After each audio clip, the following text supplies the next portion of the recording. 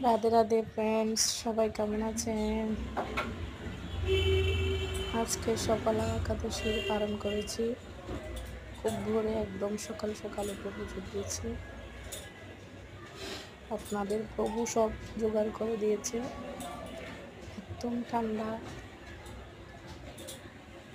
শীত, প্রচুর শীত পড়তেছে।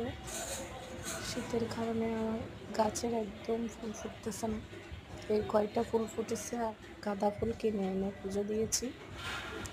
গাছের একদম টাটকা টাটকা ছিঁড়ে ফুল এনে পুজো দিতে আমার খুব ভালো লাগে। শীতকালে ফুল ফোটে না, আমার বেশি কষ্ট লাগে। গোপালকে ভালো করে পুজোয় ফুল দিতে পারি না, বেশি বেশি কষ্ট লাগে। এটা আমার পুজো ফুল দিয়ে পুজো দিতে বেশি বেশি ভালো লাগে।